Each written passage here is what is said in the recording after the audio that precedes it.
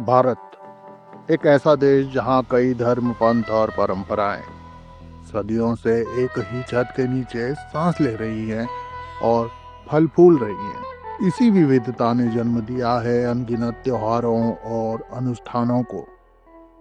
कुछ तो घर घर में मनाए जाते हैं और प्रचलित हैं, कुछ सिर्फ अपने क्षेत्रों तक सीमित रहे और कुछ ऐसे भी हैं जो रहस्य की चादर ओढ़े अब तक जिंदा हैं, जिनके बारे में सुनते ही भीतर तक सिहरन उड़ जाती है। ऐसा ही एक प्राचीन अनुष्ठान हिमालय की गहरी वादियों में कुमाऊं, गढ़वाल, जौनसार, हिमाचल और नेपाल के पहाड़ों में पीढ़ियों से मनाया जा रहा है।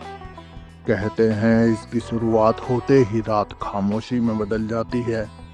हवा अचानक भारी हो उठती है और लगता है जैसे कोई अनदेखी शक्ति हमारे बीच उतर आई हो। यह केवल भक्ति का मार्ग नहीं, बल्कि उन आत्माओं से जुड़ने का भी प्रयास होता है जो समय के पार जा चुकी हैं। यह अनुष्ठान सदियों से केवल हिमालयी क्षेत्र तक सीमित क्यों रहा, जिसे लोग अपनी आस्था से निभाते तो हैं, समझते तो हैं, लेकिन बाहर की दुनिया के लिए यह हमेशा अनकहा और अज्ञात ही क्यों रहा। यह क्षेत्रीय परंपरा अब तक डेटा और गंभीर अध्ययन से छूटी क्यों रही। यही अधूरापन हमें इसे समझने और सामने लाने के लिए चुनौती देता है। आज उपलब्ध रिसर्चेस और डेटा के आधार पर हम कोशिश करेंगे इस अनुष्ठान के रहस्यों की परतों को खोलने की, क्योंकि यह है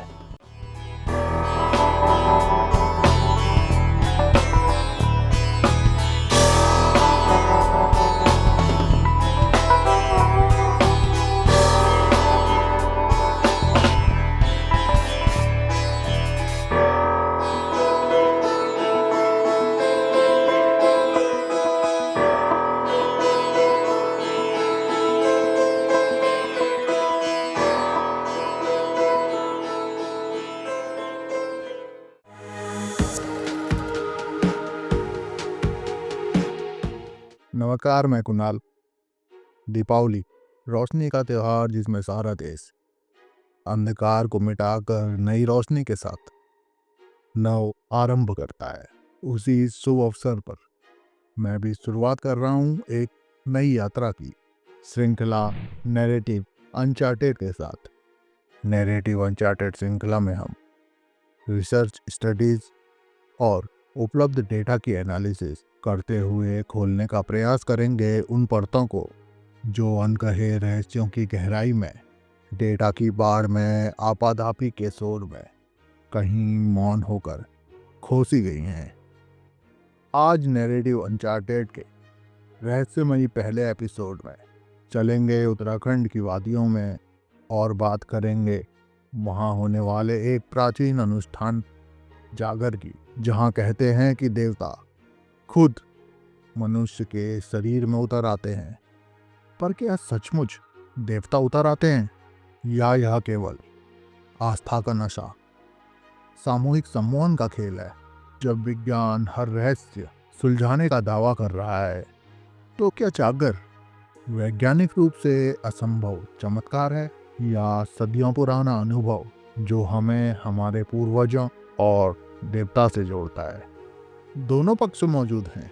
किसी के लिए यह न्याय दिलाने वाली देव अदालत है, तो किसी और के लिए मात्र एक मनोवैज्ञानिक अवस्था। पर सवाल वही है, क्या जागर सचमुच देवता की पुकार है या सिर्फ कोरी आस्था का भ्रम। दीपावली की हार्दिक शुभकामनाओं के साथ आइए शुभारंभ करते हैं इस नई सीरीज नैरेटिव अनचार्टेड का और चल पड़ते हैं नैरेटिव अनचार्टेड की रहस्यमयी यात्रा पर। जागर अनुष्ठान उत्तराखंड की सांस्कृतिक विरासत का गहरा हिस्सा है, जहां जगरिया ढोल, दमाऊ, थाली, हुड़के की थाप पर मंत्रोच्चारण करता है, जबकि डंगरिया धीरे धीरे ट्रांस की अवस्था में प्रवेश करता है। जगरिया की थाप पूरे अनुष्ठान के वातावरण को जीवंत कर देती है और डंगरिया को उस अनोखी चेतना की ओर ले आती है जहां वह स्वयं को देवताओं का वाहक मानता है। इसी अवस्था में वह संदेश सुनाता है, विवादों का निपटारा करता है और भविष्यवाणियां भी करता है। अनुष्ठान की बारीकियां पारंपरिक नियमों से परिपूर्ण होती है, जिसमें मंत्रों का उच्चारण, अग्नि की पूजा और सामूहिक सहभागिता शामिल होती है। इसकी अवधि कुछ घंटों से लेकर कई दिनों तक हो सकती है। आधुनिक विज्ञान ने भी इसे समझने की कोशिश की है। ईईजी और एमआरआई जैसी आधुनिक तकनीकों का प्रयोग कर पता चला है कि ट्रांस की अवस्था में मस्तिष्क की कुछ विशेष तरंगें विशेष रूप से सक्रिय हो सकती हैं और मनोवैज्ञानिक मानते हैं कि यह अवस्था केवल विश्वास की उपज नहीं है, बल्कि सामूहिक चेतना, सांस्कृतिक स्मृति और व्यक्तिगत मानसिकता का गहरा संगम है, जो व्यक्ति को आत्मिक उपचार और मानसिक संतुलन का अनुभव करवाता है। स्थानीय लोग इसे केवल धार्मिक क्रिया नहीं मानते, उनके लिए यह सामाजिक न्याय का माध्यम है और सामूहिक कैथार्सिस का भी, जहां पूरा समुदाय एक साथ बैठकर अपने भीतर की उलझनों को साझा करता है। जागर केवल परंपरा नहीं, यह उत्तराखंड की सामाजिक संरचना का जीवंत आधार है। यह समुदाय को जोड़ता है, सहिष्णुता को बढ़ाता है और सांस्कृतिक पहचान को पीढ़ियों तक सुरक्षित रखता है। आज शोधकर्ता और वैज्ञानिक इसे नई नज़र से देखने की कोशिश कर रहे हैं। यह परंपरा हमें यह एहसास कराती है कि मानव चेतना के कुछ रहस्य अब भी हमारी पकड़ से बाहर हैं और शायद यही इसकी सबसे बड़ी शक्ति है। तो अब सवाल उठता है, क्या जागर के पीछे कोई गहरा अनुभव, सामाजिक तंत्र और मस्तिष्क विज्ञान भी छिपा हुआ है? हिमालय की घाटियों में सदियों से लोग जागर के लिए एक अलग ही श्रद्धा रखते हुए आए हैं। संकट, रोग और सामाजिक विवादों में लोगों ने इसे समाधान और सामूहिक रीएस्टोरेंस का रूप माना। प्राचीन समय में ओरल ट्रेडिशन के जरिए ढोल दमाऊ की तालें, मंत्र और कथाएं पीढ़ी दर पीढ़ी संरक्षित की गई। 1900 की शुरुआती दशक के एंथनोग्राफर्स ने फील्ड विजिट्स के दौरान देखा कि जागर मात्र रिचुअल नहीं, बल्कि समुदाय की साझा पहचान है और इमोशनल एक्सप्रेशन का जरिया भी है। उनके ऑब्जर्वेशन से पता चलता है कि स्ट्रक्चर्ड रिदम और चैंटिंग ने लंबे समय तक लोकल सोशल बॉन्डिंग और कलेक्टिव मेमोरी को सस्टेन किया है। 1980-90 के दशक की रीजनल स्टडीज में भी यह नोट किया गया कि गांवों में होने वाली जागर परफॉर्मेंस सटल थेरेपेटिक इफेक्ट देती है। 2003 में एंड्रयू ऑल्टर के पब्लिश्ड रिसर्च पेपर से पता चलता है कि गढ़वाल के वादकों के बीच ढोल दमाऊ की तालें और कथाएं पीढ़ियों से मौखिक रूप में संरक्षित है। ऑल्टर बताते हैं कि हर सिलेबल और रिदम इतना प्रेसाइज है कि इसे सिर्फ संगीत नहीं, बल्कि एक लैंग्वेज कहा जा सकता है। रिदम केवल ध्वनि नहीं, बल्कि अवेयरनेस और कल्चरल एक्सपीरियंस की सटल भाषा भी है, जिसे ऑब्जर्व करना किसी बाहरी आदमी के लिए आसान काम नहीं है। क्या यह कल्चरल प्रैक्टिसेस शहरों और अर्बन कॉन्टेक्स्ट में भी उतनी ही मीनिंगफुल रह सकती हैं? और यह सवाल खुद ब खुद हमें अर्बन माइग्रेशन और मीडिया के प्रभाव की खोज की ओर ले जाता है।